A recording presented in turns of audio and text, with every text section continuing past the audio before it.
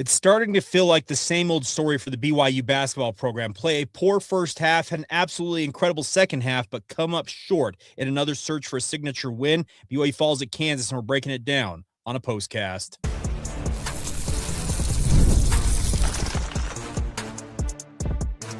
You are Locked On Cougars, your daily podcast on the BYU Cougars. Part of the Locked On Podcast Network, your team every day. What's up, everybody? Welcome into Locked On Cougars, your daily podcast focused on the BYU Cougars. I'm Jake Hatch, 14-year credentialed media member at BYU, your resident expert and insider here. And as always, thank you for making Locked On Cougars your first listen of the day, and thank you for making all of us over at Locked On, America's #1 sports podcast network. All right. Recapping BYU's loss to Kansas today on the hardwoods in Lawrence, a place the BYU's had success at before, but unable to do so. We'll get into that. What ultimately caused BYU, despite a furious second-half rally led by the Tater Tot King himself, Richie Saunders, what caused BYU to fall on the road? We'll dig into that. We'll also get a little bit into what it's going to take for BYU, at least from my vantage point, to start games quicker. We'll delve into that, and then obviously we'll wrap up with some of your comments, questions, and the like. And as always, thank you for making it a part of your day. All right, so if you did not see it and you're tuning in to find out what the final score was, BYU falls to the Kansas Jayhawks 90-82, and you're probably thinking, oh, it's a pretty hard-fought loss for the BYU basketball program, and it was. Second half, absolutely. First half, though, what was that? Like, I'm feeling more and more like we're seeing kind of the same old story with this BYU basketball team, and that is that they come out and just play sloppy ball and find themselves dug into a hole in the first half and then have to find a way trying to go warp speed in the second half to dig out of said hole, and have been unable to really get over the top against some of these elite teams they have played. This was a big week for BYU, obviously hosting #1 Arizona on Monday night and then making the trek to Allen Fieldhouse to play against the Kansas Jayhawks ranked 14th. It could have been a signature week for the BYU basketball program, but alas, they're 0-2 and very much likely to slide in the national polls when they come out on Monday once again from where they're at 13th. I would guess probably 14, 15, 16, like somewhere in that range, if not worse than that. So I don't necessarily get what is causing BYU to come out of the gate slow, but the other flip side of it is Darren Peterson. He played an absolutely incredible first half and then sat the second half of this game. This had been billed as a major opportunity to see potentially the 1-2 combo in the NBA draft. Obviously, Darren Peterson and AJ DeBonsa go head-to-head, but Darren Peterson played essentially one half of basketball. I think it was the 16:46 mark of the second half. He gets taken out, and we don't see him again. AJ DeBonsa didn't take a field goal attempt for the first 8 minutes of this game. Kind of weird circumstances in all of this, because I said Darren Peterson was electric in that first half, and then we didn't see him again. And credit to his teammates, they were able to hold on for that victory. And AJ and company were unable to get over the hump, and that was notwithstanding what Richie Saunders brought to the table. I felt, and I said kind of early on in this game on social media, I felt like Richie Saunders was going to be an X factor for BYU in this game, and he came up in the second half and absolutely just lit it up. A career-high 33 points for the man they called the Tater Tot King. If you don't get that reference, it's because his great-grandfather is the inventor of the Tater Tot. And it was really impressive to see Richie come alive. But you just can't, if you're BYU, continue to dig yourself these holes in the first half and expect that you're going to claw your way out of it. Teams like Arizona, a team like Kansas, they have championship pedigree in them. They have got players who will make you pay. And they were 9 of 12, if I recall correctly, from 3 in the first half for Kansas. And I'm not going to lie, it felt like all of those 3-point attempts for Kansas in the first half of this game were wide open looks. BYU's rotations were so slow. And it's kind of a story in and of itself. The BYU's inability to defend the perimeter effectively is a struggle. Crazily enough, in the second half, BYU defended the 3-point line better, but they ended up, speaking of Kansas, 11 of 22, so 50% from the three-point arc. BYU, by comparison, 11 of 32 overall, so not near good enough. 34.4% versus 50%. Well, typically you're going to lose. And the other thing is, look at Kansas's shooting numbers for the game: 32 of 56 overall from the field. That's 57.1%. Good luck trying to win almost any basketball game. I don't care what level you're at. If your opponent is going to shoot nearly 60% from the field, and once again, BYU made it a valiant effort in the second half to claw their way back into this game, but just too little, too late. You can't play 20 minutes and follow it up with an absolutely electric 20 minutes and think that that's going to win you games, especially at this level. It's too lax. It's too lackadaisical. It's too loose. It feels like in the first 20 minutes, and they get in the locker room, Kevin Young, whatever he does, whatever magic he works in the locker room, they come out and play a frenetic, hair on fire style in the second half and grind their way back into games. They whittled away a 11-point lead against Arizona with a minute to play. They got this game within 4 with about a minute and change to go in this one, but just unable to get over the top. Think about how good this team could be, speaking of BYU, if they were able to play a consistent 40 minutes of basketball. That would be pretty cool to watch a team like BYU. If they could play essentially the way they play in the second half, they could play that for, the first 20 minutes of any of these basketball games. Think of how good this BYU basketball team could be. And sad as it is to say, this has happened against high-level competition like Arizona and Kansas this week. We've seen it against low-level competition in the non-conference slate. Maybe this is what this team is. And that's unfortunate to see, to kind of say, but you kind of see a pattern here, it feels like. Poor first half, strong second half, and against teams like Utah, some of the lower half of the Big 12 teams, yeah, you can handle that. And some people on social media, I talked about AJ Devonsa struggling in this game. Well, some people are saying, well, are we too quick to forget the 43-point performance against Utah? No, we're not too quick to forget it. But the issue is that's Utah. This is Kansas. That was Arizona. Utah is in a completely different stratosphere, like much lower stratosphere than these teams BYU's playing against. And by the way, it's not slowing down. BYU has Oklahoma State next week. They have Houston. They've got some really, really tough games on the horizon, and they're still looking for a signature win. One of those wins, essentially, when you go come March into the NCAA tournament selection committee and they're look at your resume, they want to be able to point to at least one or two games saying, yeah, that's a signature win. That was a notable win from them. There is such a thing as a quality loss, and BYU has one of those against Arizona, and this one going to Allen Fieldhouse will also not count as that, but you still need a quality win, and that's what BYU's lacking at this juncture of the season. It's not too late for them to turn it around. They still have the entire month of February because it's January 31st. So they have the whole month of February, the first week of March, to get this ship kind of turned around and pick up some of those signature wins, but it's once again, there is a pattern developing with this team that's very worrisome that once again, it's kind of I call it a meh first half. It's not necessarily horrendous. It was pretty bad today, but it's not good enough. And the second half, they could translate what they play like in the final 20 minutes of these games into a full 40 minutes. It could be an absolute force. Speaking of this BYU basketball team, but you can't play just 20 minutes of basketball. It's got to be a full 40 if you want to get over the top in these games. So crazy circumstances. And who would have thought that coming into this game that the best player on the court when AJ Devonsa and Darren Peterson were on the court was going to be Richie Saunders, but kind of proved to be that. I know that Darren, like I said, only played essentially half of basketball, but he was very, very good.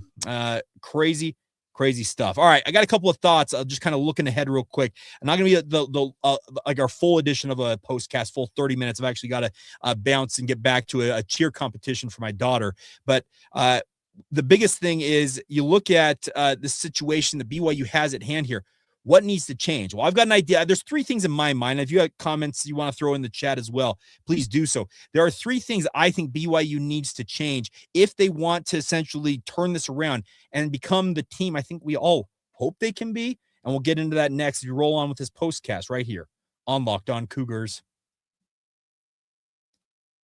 Today's show is brought to you by our friends over at Game Time. Now, if you're going to get tickets to whatever event you're into, Game Time is the option for you, whether it's college basketball, NBA, comedy, theater, man, no matter what you're into, they have got the tickets for the events you are looking to go out and watch. And the best part is they are going to be here for you guys to get you the tickets you need when you need them. All you got to do is download the Game Time app today, create an account, redeem the promo code Locked On College, and get $20 off your first purchase. You heard that right. All you got to do is open that account. Terms apply. Once again, use the promo code Locked On College. You get $20 off your first purchase. It's all courtesy of your friends over at Game Time. Today's show is also brought to you by our friends over at FanDuel. Now, The big game, it's on the way, everybody. You know what I'm talking about. Super Bowl 60 is on the way, and they've got an incredible final call from our friends at FanDuel. One final Sunday, one last kickoff, the final chance to get in on the action before the NFL season officially comes to a close. Super Bowl 60, and FanDuel's making sure you're right in the middle of it all with a special offer just in time for the biggest game of the year. Whether you're backing the favorite in the Seattle Seahawks, you're riding with the underdog in the New England Patriots, or you're just going to build a same game parlay, maybe featuring your favorite players. They've got all that available for you guys. It's the game that everybody's been waiting for. This is where predictions turn into play, stats turn into storylines, and every snap feels bigger. It's the perfect way to cap off the season, make the Super Bowl even more exciting from the kickoff to the final whistle. All you got to do is go, if you're a new customer, bet just $5 and get $200 in bonus bets if you win. Make it count, because after the Super Bowl, football season officially over, everybody. Last call for football, and FanDuel, an official sportsbook partner of Super Bowl 60. Visit FanDuel.com to get started today. Thank you once again for making Locked On Cougars your first listen of the day. A couple of you mentioned in the chat, if you don't mind doing this, if you're watching this live, there's a little thumbs up icon. It's the like button. Hit it. It helps the algorithm, give us a little extra boost to other Cougar fans out there who are interested in the show. If you haven't subscribed to Locked On Cougars, we are your original daily podcast focused on all things BYU, and appreciate all of you for joining us on this live edition postcast as BYU falls to the Kansas Jayhawks. So, notwithstanding the disappointing outcome for BYU, because this is a week that you could have locked up two major wins had BYU been able to get over the hump against Arizona on Monday night, and obviously had they been able to get this one, speaking of the game at Kansas, well, instead you're kind of looking up and saying, okay, what needs to change here? So there are three things as I watch this game for BYU that I think need to change for the Cougars. Number one, they've got to look at what they're doing on perimeter defense, and the biggest thing with perimeter defense is it's more of an individual want to deal. You have to just be willing, the term is, guard your yard. And you have to take pride in it. And playing defense, any of you who played basketball at any level, it's much more fun to play offense than defense. There's just zero doubt about that. But you have to, if you're BYU, find a way to defend the perimeter at a much higher level than they are right now. You can't afford, and I know it ended up with 50% shooting from beyond the arc, which is a bad number in of itself, but when they were making 75% in the first half, and I would venture to say that 8 or 9 of those looks for Kansas in that first half were looks you get in practice with nobody on you, that's not good enough. And it really is one of those performances that has you saying, what could have been? Had this been a 15-point deficit, a 10-point deficit at halftime, how different of a feeling would this game have going into the second half? But instead, it was a 20-point deficit because you struggled to get any meaningful perimeter defense on the court. Number two, need to see more, I've talked about on this podcast, more we versus me. It felt like at times Richie Saunders absolutely cooking in the second half, and other guys on the team, instead of trying to, find number 15, they decided to look for their own shot. You need it, ride the hot hand. Find Richie. I don't care what you got to do. Ball screen, dribble drive handoffs, get the ball in his hands and let him cook. He was absolutely electric in this game, and there were moments it felt like, hey, get him the ball, you're going to take your shot. And yes, guys like Hadim Boop, he made a big three-pointer. In fact, his first three-point make of the entire season got BYU, I think it was within 8 with 2 minutes to go. So moments like that are awesome, but there still needs to be an emphasis on the collective whole of the team playing as a team versus the me first mentality that's permeated this team at points this year. I thought it was a better team-oriented effort in the second half today, to be very clear, but it still can be that much better because it really does feel like this team has a ton of potential in it. It's just not realized it yet. I reiterate, there is still a month and change to go in this season. And remember, the month of February is when BYU last year, which, trust me, I see it on social media, last year's team would have beat this year's team. Well, last year's team at this point, remember, they weren't the same team that they were come the end of the season. It was the month of February that BYU put together that electric run down the stretch run of the season, ultimately made that run to the Sweet 16. We'll see what this team looks like come the end of February going into March, but there is big games ahead, and they have to find a way to just, once again, kind of coalesce around each other and play more as a team. If they do that, this team still is very capable.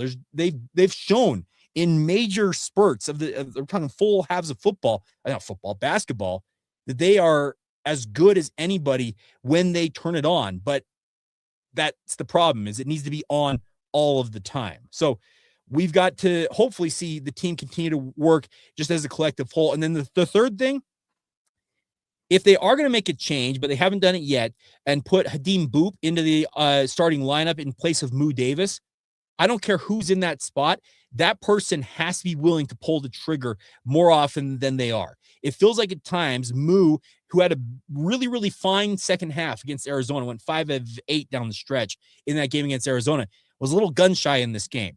Hadim Boop, there were multiple looks when I saw him on the court in this game against Kansas that I felt like, hey, take that shot, and he wouldn't do it. Whoever it is has to be willing to take shots when given them. And I don't know what the right answer is, because Moo Davis ended up 1 of 6 from the field, 0 of 4 from 3. It's not good enough. You need more from that spot in BYU's lineup. And Hadim Boop himself wasn't necessarily electric in his own right. But whoever it is in that 4 spot is probably the best term to use there. You need more from him. Yeah, Boop ended up 1 of 2. He made obviously that 3 that he made. He had 3 rebounds. 2 personal fouls. Speaking of Moo Davis, he had 2 rebounds, 1 assist, 3 personal fouls. You need more production from that spot. I don't know what it's going to take. And a couple of you asked in the chat here. I'm going to scroll up here. I think I saw the question about what would, Trevor right here. How different would the season be with Pickens and Baker? Now, we don't know what Nate Pickens ultimately would have looked like because we actually never saw him on the court. I can tell you Dawson Baker, the one thing that Dawson brought is he brought just an ability to play just, I don't know how to describe it, like old man basketball. Just he found a way, he was effective.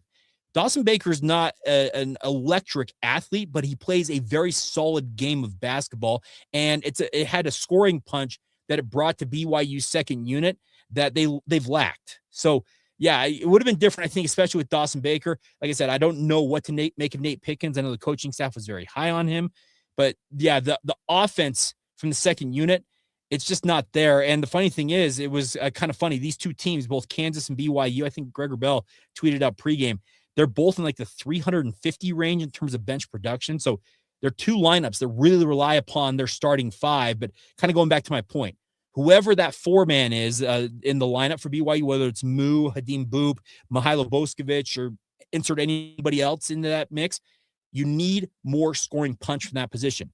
The big 3, more often than not, are bringing it. Keba Keita does what he does. He contributes a little on offense, but he's obviously the defensive anchor. That 4th spot, that's kind of the spot I need to see more production from. So I don't know. We'll see what happens, but I do think that there is still a lot to be, I don't know, discovered is probably the wrong term, but a lot still to be learned is probably the best term for this BYU basketball team. I'm tired of watching lackluster first halves and incredible second halves. I want to watch a full 40 minutes where BYU puts together a dominant performance. The next time out, it's against Oklahoma State. And I hope that they answer the bell and they can come out and play, a full 40 minutes of basketball.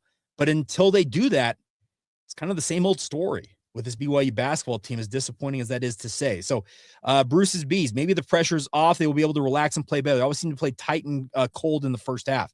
Maybe that's the case. Maybe it is, but that's what this team signed up for when they put it together. And I've seen some other comments about this team's being overpaid. Okay. Your thought on the money, it's one thing, and it brings pressure in addition to everything else going on. But this is a BYU basketball team that they talk the talk. They've talked about being the Sweet 16 is the floor. That was one point that AJ DeBonsa made in the preseason. Well, they've got to walk the walk now, and hopefully they can get it turned around pretty quick. All right.